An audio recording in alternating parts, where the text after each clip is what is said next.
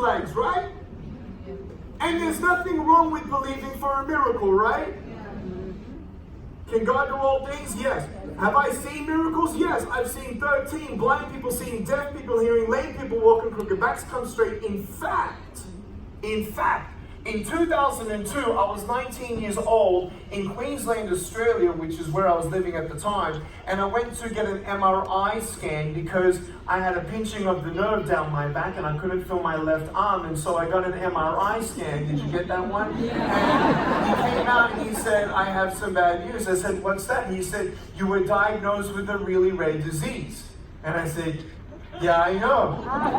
He said, no, you have a thing called a syrinx. I said, a what? He said, a syrinx. I said, what's that? He said, you have holes in your spine. And it's a degenerative disease that we can't slow down, we can't cure, and it's very, very rare. And eventually, when you're 35, 45 years old, you will have no spine. And he said, do you want a checkup later? And I said, no. 10 years later, I got a checkup, and there were not 3 holes, there were 2 holes. And this is now in California, which is where I now live with my family. And he scratches his head, he said, yes, it's a syrinx, but this is medically ridiculously impossible of reversing. We've never heard of this, we've never seen this. And I'm like, cool. And then 2 years later, there weren't 2 holes, there was 1 hole, and then 9 months later, there were no holes in my spine.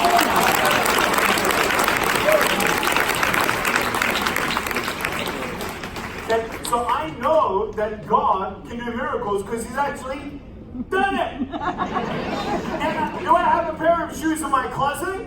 Yes. Just in case He says yes for my arms and legs, I have my pair of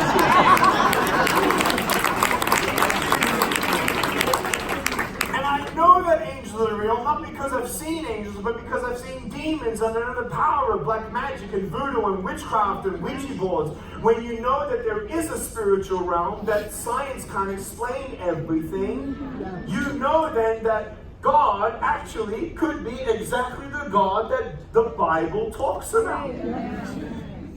But for me, my stepping out of the boat was to believe, if He loves me, then where is my miracle? Little did I know that when you don't get a miracle, you can still be one.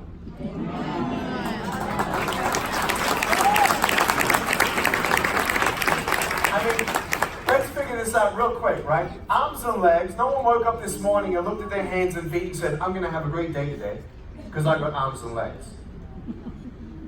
Some of you have arthritis in your fingers. Haha. It's so mean, I'm sorry. Take away the arthritis in Jesus' name.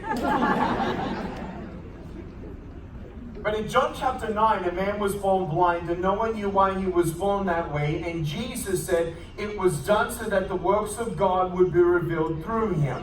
You see, I wanted to believe, like I said, in a loving God who had a plan for me. I couldn't imagine, though, that God had a better plan than to give me arms and legs miraculously. Little did I know, at age 24, I would be speaking at a church around this size in California, and a man was holding up a little child, and the child had no arms and no legs, just like me. He even had a little foot, and I'm like, man, I want to wrestle him later on. And I brought the father with the child up here, little Daniel, 19 months old. He's looking up at me, and I'm looking down at him, and I can't give him a high five, so I gave him a low 2. And when I did that, he smiled, and when he smiled, everyone cried.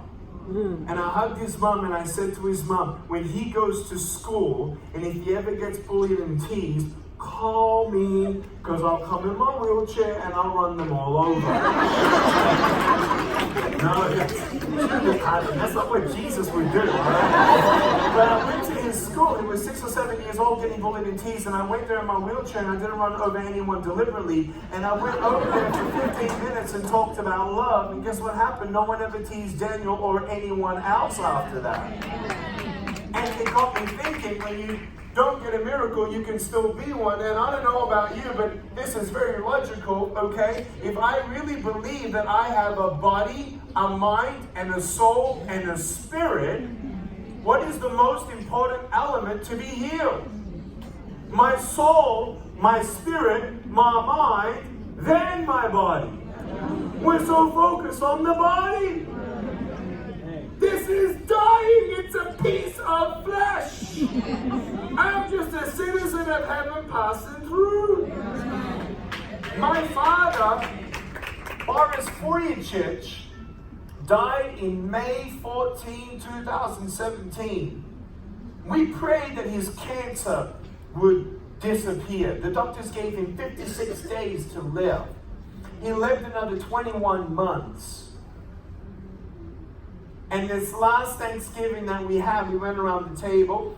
What are you most thankful for? And my brother said, I'm so thankful for the fact that our dad died of cancer. And he said, because we had time to say goodbye. You see, we know it's not the end, it's a new beginning. We know that God could have healed my father of cancer, and if he got healed of cancer, he's eventually going to die of old age.